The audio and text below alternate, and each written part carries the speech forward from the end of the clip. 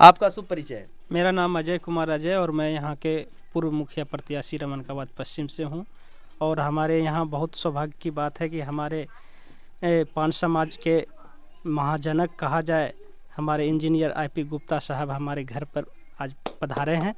मैं इनके साथ चलने के लिए तैयार हूँ, चूँकि हम लोगों के आज़ादी के लड़ाई में इनका मुख्य भूमिका है, इसलिए हमारे समाज इनके साथ चल रहे हैं। आज इन कई जगह कार्यक्रम में इनके साथ हम थे और विस्तार पूर्वक हमारे आईपी गुप्ता साहब ही आपको बताया। कहना चाहता हूँ कि आरक्षण का जो मूल जहाँ से आरक्षण चालू होता है वो है छुआछूत।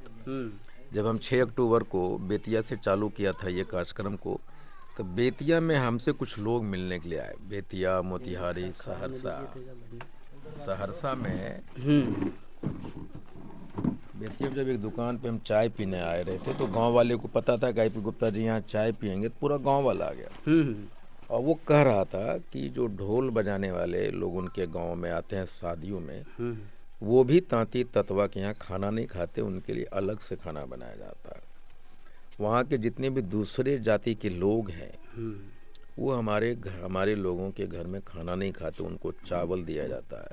वो अपने हिसाब से खाना खाने बनाने वाले को रखते हैं। आज़ादी के 78 साल के बाद ये तांती ततवा का जो समाज है उसके साथ जो व्यवहार हो रहा है, इस जो हालात सतेला में व्यवहार किया है, इसका क्या असर पड़ेगा आगामी चुनाव 2025 को में?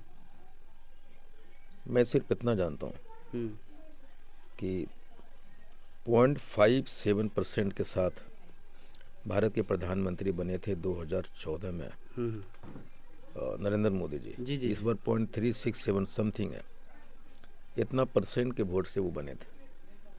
हम बिहार में 60 लाख वोट है जी।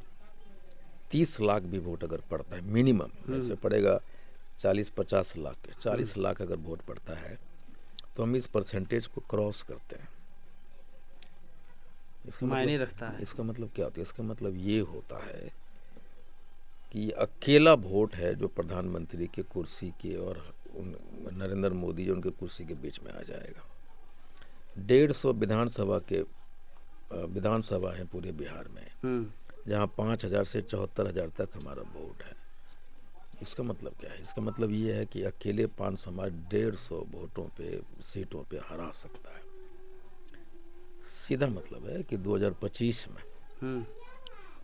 हम तांती ततवा पान सीएम बनाने के केंद्रीय भूमिका में है और तय करेंगे।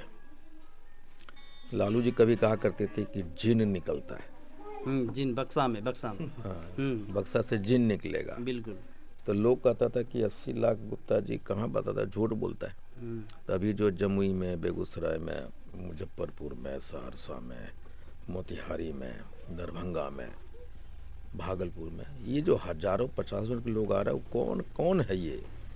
अगर एक जगह 50,000 की भीड़ है, इसका मतलब उस शहर की, उस जिला के आबादी 5 लाख है और हमारे हर एक रैलियों में 50,000 से ज़्यादा भीड़ आ रहे हैं। तो अभी तक हमको लगता है करीब 3 लाख लोग हमारे रैलियों में शामिल हुए। तो 3 लाख का मतलब क्या हुआ कि 30 लाख आबादी तो इतनी जिला में हम कर दिया। अभी मुंगेर बाकी है जो 31 तारीख को होना है, पूर्णिया बाकी है। कितनी जगह जनसभा और एक तरह से आंदोलन ही मानिए हो चुका है? 8 जगह हो चुका है। मोतिहारी, मुजफ्फरपुर, बेगूसराय, सहरसा, मधुबनी, दरभंगा, भागलपुर, जमुई। अगर आपकी बात को अगर माननीय प्रधानमंत्री, आगामी 2008 महीना चुनाव है, अगर चुनाव तक इस चीज़ को संज्ञान में नहीं लेते हैं तो क्या रूप आगामी 2025 में रख सकते हैं? नहीं, तो मैं ही कह रहा हूँ कि मेरे बिना न पीएम बनेगा न सीएम बनेगा। अगर हमारी बात नहीं मानी जाएगी तब तो हम उसको बैठाएंगे जो हमारी बात मानेगा। आप नहीं मानेंगे, कोई और बैठेगा। फिर उस समय दूसरे को सुनिश्चित करेंगे। नहीं, बिल्कुल हमारे साथ जो खड़े होंगे हम उसको, और नहीं तो अपना ताकत तो यूँ ही दिखा रहे हैं ना, उसमें भी ताकत दिखा देंगे कि तांती ततवा और पान समाज वो 78 बरस वाला नहीं है कि हम सिर्फ वोट देने के लिए पैदा हुए, हम सिर्फ तालियां मारने के लिए पैदा हुए, हम सिर्फ माला हम अपना हीरो बदलेंगे और वो हीरो ग्राउंड लेवल से बदल डालेंगे।